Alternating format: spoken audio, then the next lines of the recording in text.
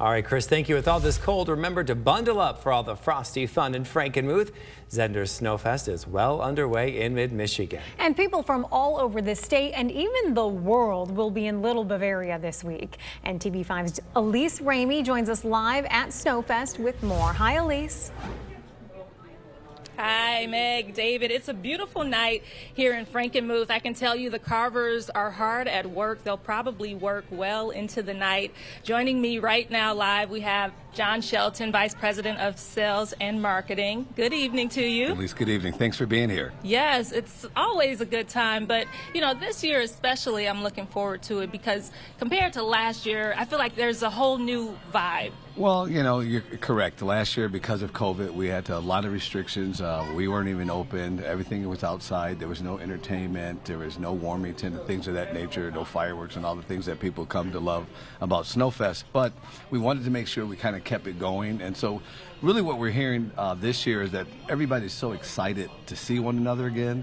And that the camaraderie that's over the last 30 years, and they look forward to seeing each other. And you know, I thought they stayed in touch throughout they don't talk until they get back to Snowfest. So it's like kind of an annual family reunion. Little reunion, yeah. We were actually talking about how this has become a generational event. Yeah, in fact, we have one team from Ohio. She's actually carving with one of her grandchildren. So, and that makes us really, really good because what we've done and part of decided to do is always try to keep this going. And how do you do that? And getting other family members involved. And you know, as we talked earlier, this has been a global event. Yep. We've been very fortunate to have teams from all over the world.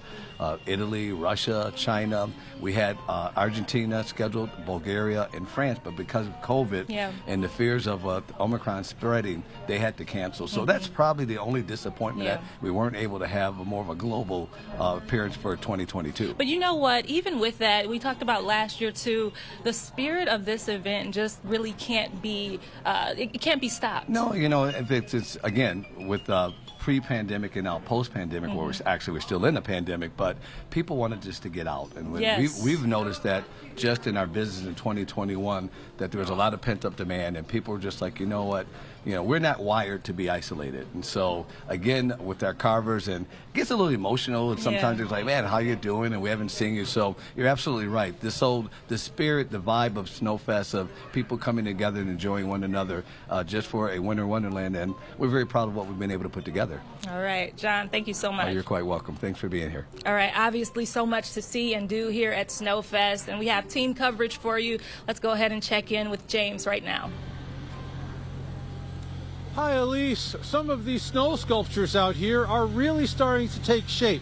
I want you to take a look behind me here. This is going to be a six-legged dog. Now, this image was used, according to the description I'm reading here, as part of a campaign back in 1953 from an Italian oil and gas company. It suggested that if you put their gas in your car, your vehicle would run like a wild beast. The six legs of the dog represent four wheels of the car and the two legs of the driver. Now, it's sculptures like these that people are coming out here to see, and with all these people coming into town, it's big dollars for small businesses. For a small business like myself and us in the surrounding area, we're very thankful for these types of events. Barb Crawford talking about ZEHNDERS of Frankenmuth Snowfest. Crawford owns Colonel Benny's Popcorn and Frankenmuth House of Cigar. She tells me even though her small businesses are away from all the action in the heart of Frankenmuth, these events bring in enough customers to boost the bottom line. I know that, like, at the end of the day, what I would expect on a normal Saturday as to what I might expect on this Saturday is triple fold and then some. Crawford says all businesses around here win thanks to events like ZEHNDERS of Frankenmuth Snowfest. It's really nice to have so many people that can come together for like one specific festival or event, because we all play our own piece in that.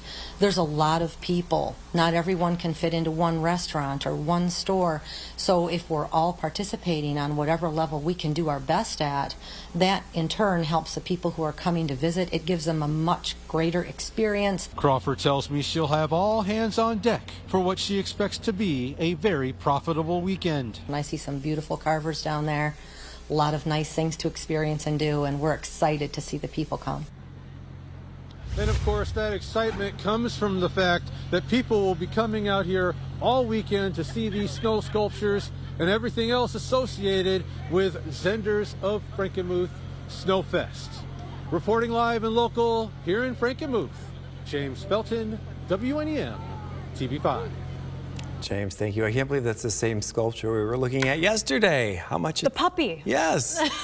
It's amazing. Mind-blowing to me. Incredible talent.